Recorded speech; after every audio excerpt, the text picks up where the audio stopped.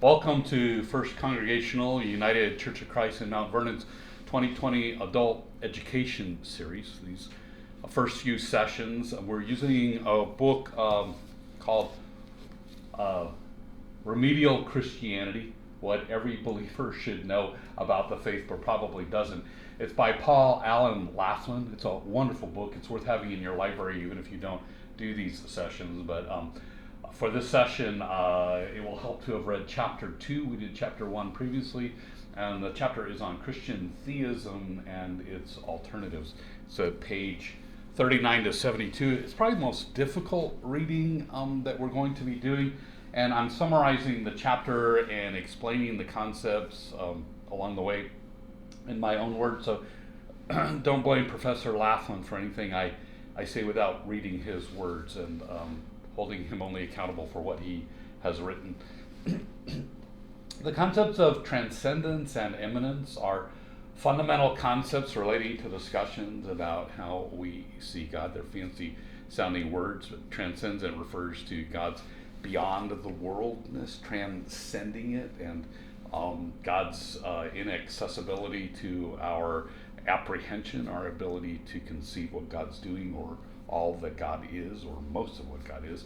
And immanence is a word that refers to God's work within the world, presence in the world, within the worldness, and to God's activity in all of creation.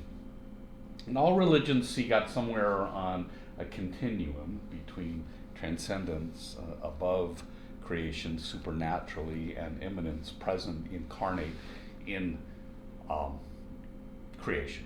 And there's four basic models that humans have come up with for understanding God. One is, in the book refers to as theism, but it might better be known as supernatural theism because it relies on the transcendence of God responding to us from out there, up there. So the first one is theism, supernatural theism. The second one is deism. The third is pantheism. And the fourth is panentheism. And supernatural theism, theism is Greek for God. Supernatural theism imagines God as separate from creation, above it all. God's immanence in creation is limited to being separately present and active, with the one exception of Jesus, who is seen as God in flesh, uniquely united with one human being.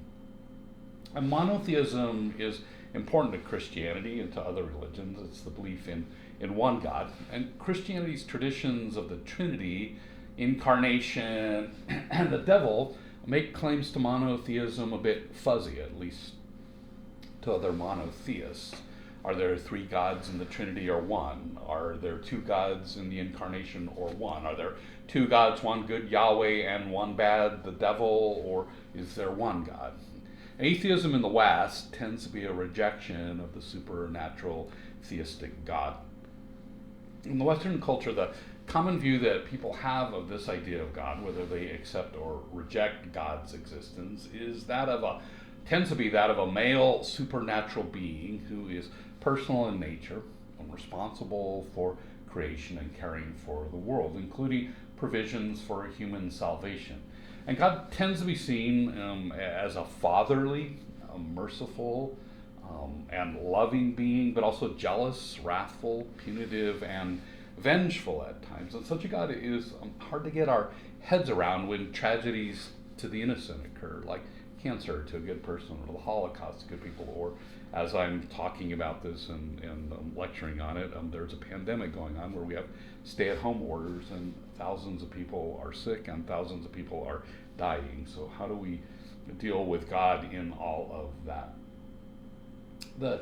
The idea of deism, and that's Latin for God, imagines God as having set up creation with natural and moral laws and then left it to run on its own like a clockmaker. God wound the clock of creation up, set it down, and left. And God is transcendent in this way of thinking, in being, except at the point of creation. Transcendentalism, which sees God as in all things immanent but hidden, transcendent, was a response to deism. And many of the founding fathers of our nation were deists, and Transcendentalism was around in that period of time, the end of the 18th and 19th century, when it was really thriving. And deism saw God as gone and not involved. Transcendentalism saw God as always involved, just not obviously so. And the other idea is pantheism. Pantheism imagines God as in all creation. Basically, pan means all, and theism means God, so the term means all God, or all is God. God is infused in all of creation. There's no distinction between the two, so God is immanent. And panentheism sounds a lot like pantheism, but panentheism imagines God as in all creation, yet somehow more than creation. Pan meaning all, en meaning in, and theism meaning God. So the term literally means all in God, panentheism. God's infused in creation, but God is creation plus. Creation is then a part of God's immanence. The plus is God's transcendence, as a simplification of it. And all of this can be quite confusing. At least it was to me until I made myself some visual aids. And these are not, though I'm going to show them to you, they're not Professor Laughlin's, they're not in his book, they're not his fault. If you don't like them, it's on me. So in the drawings, God is going to be a smiley face, and creation is an oblong, and the little dot in the middle is us, the world. There's a dot, us. And then God's passive immanence, what made creation is this blue squiggly horizontal lines, the action of God still in the earth in creation. And the other is God's other active eminence, lightning bolts, like answers to prayer or involvement nowadays in response to things that are going on. God's active eminence will be a lightning bolt. So bear with me. Here's atheism. There is only the universe, creation, and us in the middle. So that's atheism. There is no smiley face. There is no God. And here's what Professor Laughlin calls theism, but as I said, better thought of as supernatural theism, because God is here mostly to deal with us, but above nature. God remains mostly transcendent, outside of nature. And you can stop the video and look at them closer if you really want to. Here is deism. So God set the thing rolling in motion, and you can see the creative immanence there, and there's us in the middle in creation. But God's way up here in the corner. I hope you can see that up in the corner. God's away, gone away and not involved. And then pantheism, and I hope you can see this as a smiley face. It's all a smiley face, and all of it's encompassed within creation, within the universe. And the last is panentheism. The smiley face is big. I made the creation God's eye. We are in God, but not all of God. God is more than creation. So that's basically how I understand it. I think that's pretty much on track to those ideas. They're complicated and they're hard to get in the reading, but after years of study, I've made these simple crayon drawings almost, and hopefully they've helped a little. Getting back to the chapter, Professor Laughlin notes the claims of monotheism, and he talks about how there's only one God in charge. It creates a conceptual problem when we try to account for evil, especially its effects on the innocents. They become very difficult to explain. If God is all there is and made everything, then is God responsible for that? Where is the justice in innocence suffering and evil basking in luxury? If God is the creator of all, then did God create evil? And doesn't the God of the Bible commit evil by our standards? With floods to wipe out all but Noah and his family and some animals. So death angels killing innocent firstborns in the Exodus story, the order of the slaughtering of Midianites, even women and children, as if men were okay to slaughter.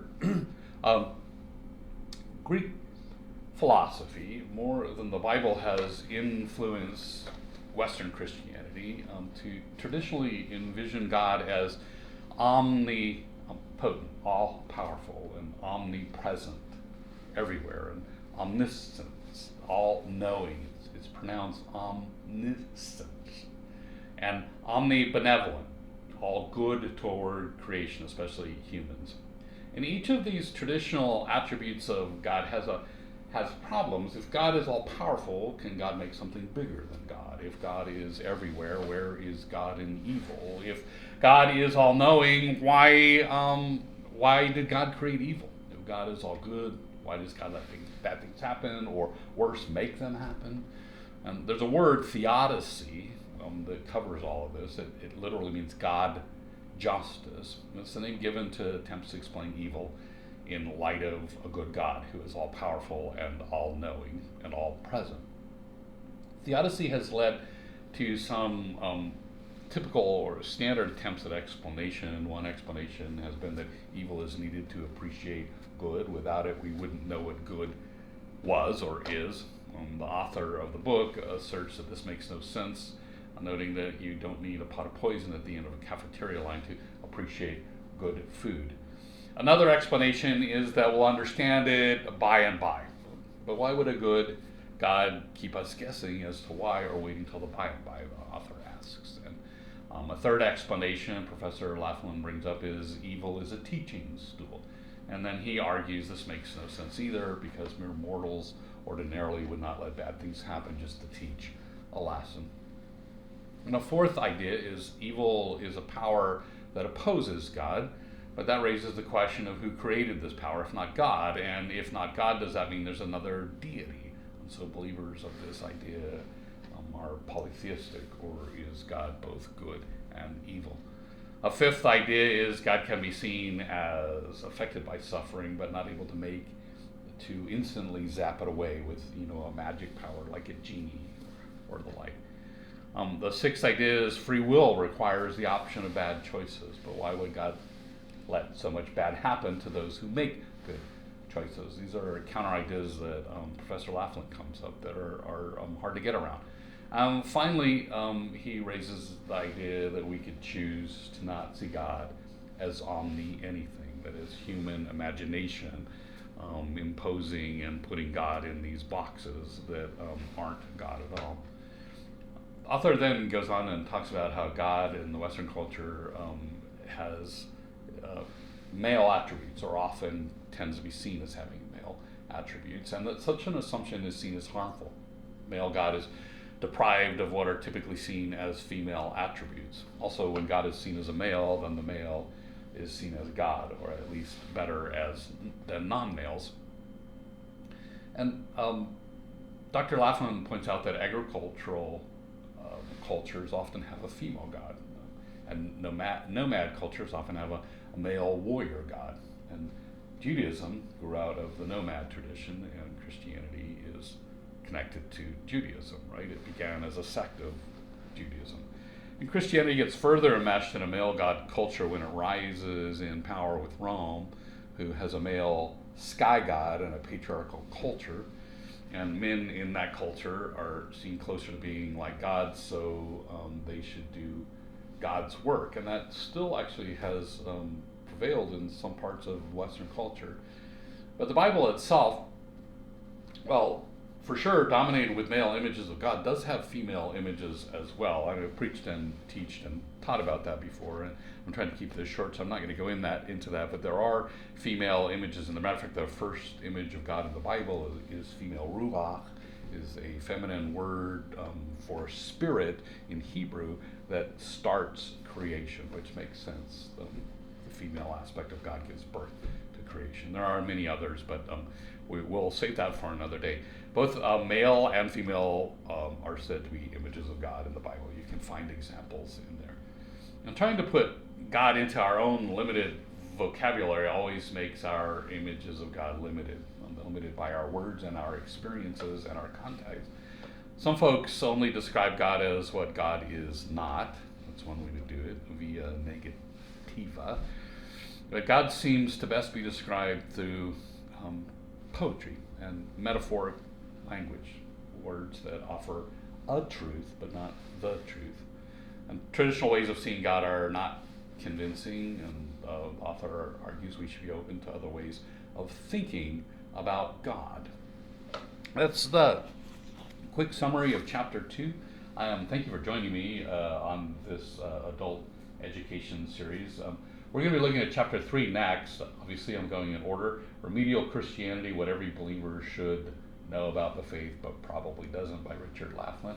Thank you for joining me on a God vlog and with this adult education series that we're doing. Please go in peace, knowing that you are loved and that you matter much. So I'm going to try and put this on the end of the lecture on chapter 2 because I noticed the pictures didn't come out too well. So I'm going to do it again. On the drawings for the types of theisms and how humans understand them, these are what they look like. Hopefully you'll be able to see it. This is God. God is a smiley face.